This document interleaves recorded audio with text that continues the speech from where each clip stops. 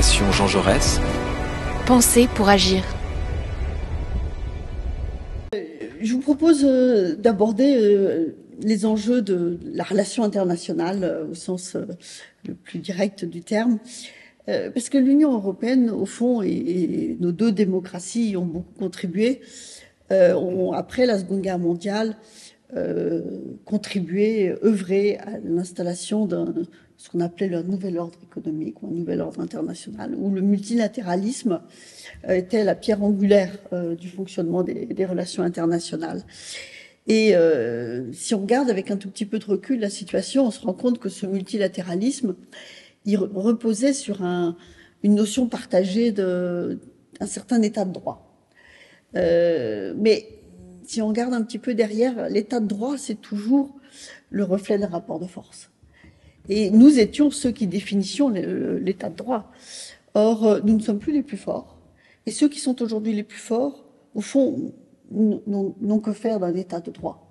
Et donc, on est dans un monde où les fondements de notre action diplomatique, fondés sur le multilatéralisme, sont très fragilisés. Alors que on peut dire que tout ce qui relève d'une analyse en termes de géostratégie a infiltré tous les domaines. Avant, la géostratégie, c'était pour les diplomates. Maintenant, c'est pour tout le monde. Ceux qui s'occupent de la mer, ceux qui s'occupent de l'agriculture, ceux qui s'occupent de l'automobile. Et tout ça dans un moment où, sur notre continent, il y a une guerre. Et donc, qu'est-ce que, dans vos fondations, comment on aborde ce nouvel ordre international où, je crois, l'Union européenne a une carte à jouer pour autant qu'elle arrive à construire sur ses fondamentaux, qu'elle cesse d'avoir peur de l'ébranlement du monde, mais où elle doit contribuer à fabriquer quelque chose de nouveau. Et il me semble qu'ailleurs dans le monde, c'est aussi le rôle qu'on attend de nous. Est-ce que vous avez l'impression que c'est un sentiment partagé et que il y a des voies, des pistes pour progresser dans cette direction-là? Martine. Je suis convaincu que c'est un de nos devoirs dans les fondations, soit Jean Jaurès ou Frédéric Ebert, primordial. Nous sommes proches au Parti socialiste en France ou au SPD en Allemagne, deux partis qui sont dans la tradition d'un ordre international basé sur des principes, des règles contraignantes pour tout le monde. Et ces règles, c'est le respect, la tolérance et la dignité. Respect pour chaque individu. Tolérance pour l'autre opinion, l'autre culture, l'autre langue, l'autre stratégie. En combinaison entre respect et tolérance, on peut vivre en dignité.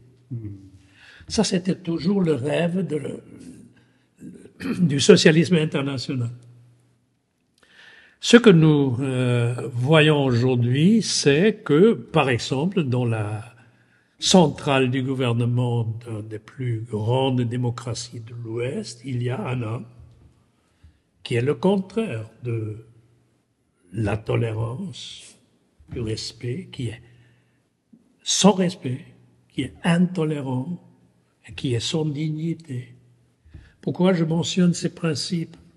Parce que si tu es tolérant, si tu rends dignité à ton adversaire, si tu as respect pour l'individu, tu crées une société qui est à l'intérieur basée sur la volonté de vivre ensemble en respect et en paix. Une société qui est dans un état, une société comme ça dans un état, crée un état qui est basé sur respect, tolérance et dignité. Ça, c'est une base pour vivre ensemble sur notre globe en pleine souveraineté à l'un côté, mais dans l'esprit du respect et de la tolérance avec les autres. c'est le meilleur programme contre la guerre. Donc, il y a 20 ans, Bush, Cheney, aussi Blair, Aznar, Barroso, le sommet des Açores, a commencé de déstructurer systématiquement les chartes internationales des Nations Unies qui étaient basées sur ces 3 principes. Tolérance, respect, dignité. C'est la charte des droits fondamentaux, des droits de l'homme, international. C'était la France et l'Allemagne qui étaient contre. Aujourd'hui, on a un monde où Poutine, dans la tradition de cette déstructuration, a détruit complètement les règles internationales. Le président des États-Unis est en train de détruire les règles du commerce et de l'économie. Et dans ce vacuum, parce que cette manque du pouvoir des Nations Unies crée cette vacuum par volonté de superpower, il y a des profiteurs. C'est la Chine d'un côté économique. Et ce sont les dictateurs du monde qui n'ont pas de respect, pas de tolérance, pas de dignité, qui se sentent encouragés. Je trouve l'international, les socialistes, le socialisme international. Et là, jouons nous deux fondations un rôle, comme j'ai dit, primordial, doit se mobiliser contre, et pas seulement sur un niveau gouvernemental, c'est une question dans la société. Il faut que nous, socialistes, disent notre histoire est basée sur ces principes et pour regagner les règles contraignantes internationales pour les individus et pour les États, il faut se mobiliser, il faut se battre parce que si nous perdrons cette bataille qui est en cours, qui n'est pas encore perdue, qu'on peut toujours regagner, si nous perdrons, si le nationalisme est exagéré, comme représente ça le président des États-Unis ou Farage, ce propagandiste de Brexit, si ces gens remportent, je cite un grand socialiste, Mitterrand, si le nationalisme, c'est à la fin la guerre. Et donc, nous avons un devoir historique à mes yeux. Oui, nous partageons la même ambition et la même préoccupation. Parce que là, je vous cite juste un chiffre. En 2014, il y avait 12,5% de la population mondiale, qui vivait dans une démocratie complète, une vraie démocratie. Et aujourd'hui, on est en 2025, descendu à moins de 7%. Donc la démocratie recule. Et qu'est-ce qui résiste encore? L'Europe. Mais l'Europe est menacée. La démocratie est menacée dans nos pays, en Allemagne, avec la montée de l'extrême droite, en France, où l'extrême droite c'est pas loin du pouvoir. Alors, l'histoire n'est pas écrite encore. Elle n'est pas définitivement écrite. Avant de dire il faut résister, là, il faut empêcher. Et ça veut dire qu'il faut remettre à l'ordre du jour, partout, la question démocratique. Et la démocratie, la République, et nous fêtons les 100 ans de la fondation Friedrich Ebert.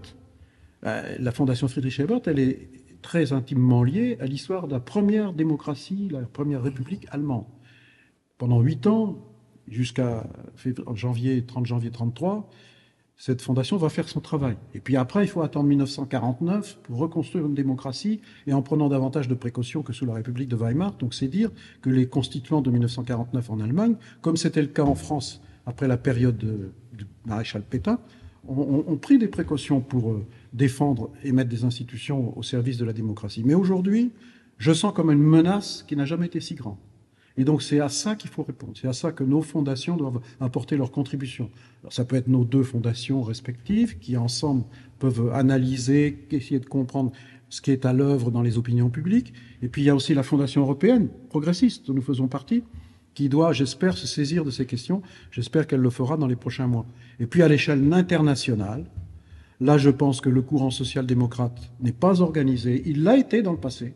Il a eu des grands présidents d'internationales socialistes, je pense à Willy Brandt, bien sûr, Olof Palme, qui a aussi été un grand dirigeant, et puis Pierre Mauroy, qui a été aussi fondateur de la Fondation Jean Jaurès. Donc il faut s'appuyer sur ces acquis, ces idées, cette culture politique-là, la remettre à l'agenda. Et je pense que c'est notre devoir. Et en tout cas, Martine et moi, nous sommes tout à fait convaincus que c'est ce que nous avons à faire. Et alors, je ne résiste pas quand même à vous poser une dernière petite question, qui est dans cette stratégie d'être en résistance pour tenir les bouts d'une société harmonieuse. Il y a quand même un sujet que l'Europe a porté de manière très forte, que ce soit à Kyoto, lors de la COP21, et qui est aujourd'hui fragilisé au nom d'une compétitivité, me semble-t-il, mal comprise.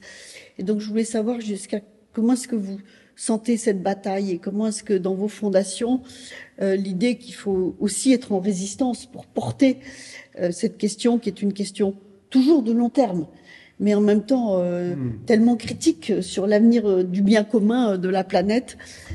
Comment est-ce que vos fondations peuvent se saisir ou être acteurs sur ce thème-là? La question... Parce qu'on a parfois l'impression quand même que c'était un sujet qui était quasiment... qui avait gagné ses galons de consensus européen. Or, on a l'impression que le consensus européen se fragilise aujourd'hui au nom d'une compétitivité encore une fois mal comprise. La réponse est très simple, Pervenche. Tu as tout à fait raison. Le consensus européen recule. Ça, c'est clair. Il y a tant des